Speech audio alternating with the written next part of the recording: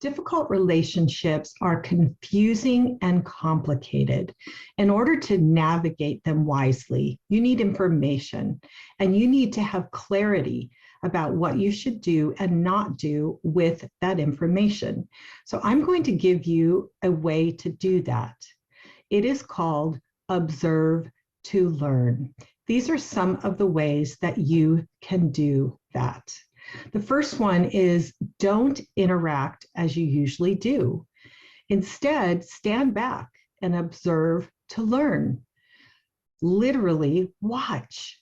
Watch people. Watch what they do and watch what they say.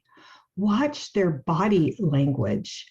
Watch to see if their behavior matches their words.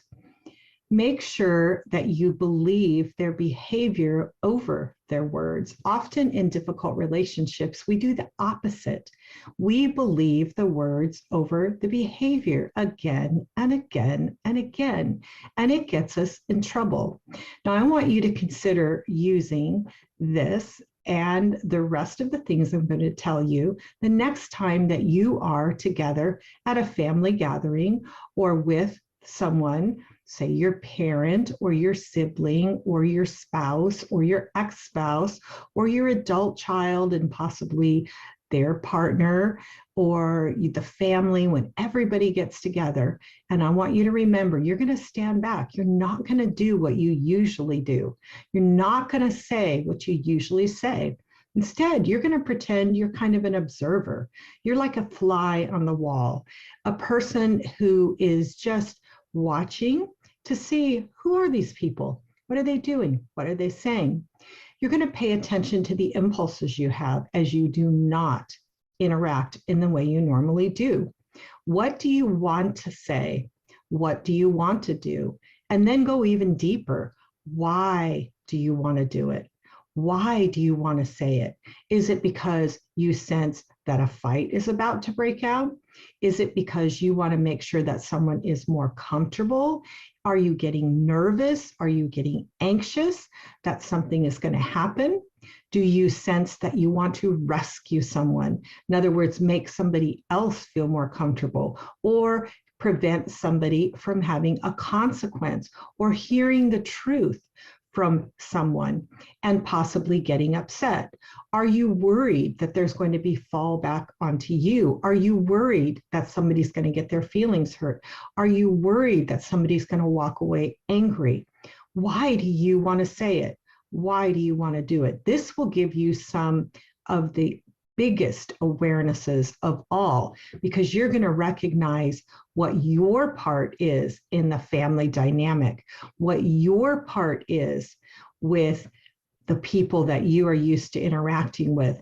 Normally, when you're used to doing what you do, when they do what they do, it's kind of like a dance. It's like you take one step, they take one step. Maybe you walk away and you feel like, oh my gosh, this was all my fault that things didn't go well. Or maybe you walk away saying, this is all somebody else's fault. But what I want you to do is to recognize at least what is your part in the way that things usually go in this difficult relationship with one or more people.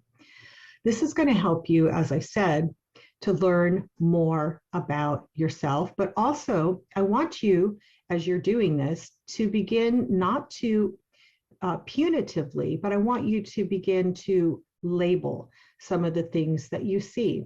Is there somebody that's struggling with over drinking or with being very critical? Or is there somebody who is negatively speaking, really harsh words, or maybe something abusive, if you're not sure what abusive, and you notice somebody being manipulative or mean or condescending or ridiculing or punitive, you might want to learn and see, what is abuse or possibly controlling. So you want to label somebody who is maybe passive aggressive. This isn't to say that that person is maybe necessarily all of the problem, but you want to see what is going on and give it some labels so that you can learn more about it and learn how you can react to it and what it typically does in relationships, what this person will typically do, and how this person will interact with people, so that you can begin to predict what is likely to happen, and you can be prepared when you are around these people or around your family to predict what will happen and to make sure that you are ready to respond or not respond, meaning not get involved. So this is the way that you are going to observe to learn. Learning about the relationships with people that you interact with that affect you, people that are close to you, people that are your family members, people that have the potential to get you upset, to cause you to be uncomfortable when you're there, or to walk away feeling conflicted about what you said or what you did, or maybe bad about how you reacted, or bad about how you didn't react, or bad about something that happened, so that you can get to a healthier place to where you can understand what's going on, so you can learn how to detach, how to speak the truth in love, how to take care of yourself with these people, and possibly how to set boundaries that you might need to set. So the idea is to observe, to learn. So some of the scriptures that I have to go with this, since you know I'm a Bible-based, I have a Bible-based challenge where I give you some scripture to go along with this. So I'm going to ask you some probing questions first. Are you willing to observe, to learn? Which relationship are you going to start with? And what is going to be the hardest part of you not doing what you normally do? So in Jeremiah 2:10, the scripture says, cross over to the coast of Cyprus and look, send to Kedar and observe closely, see if there has ever been anything like this.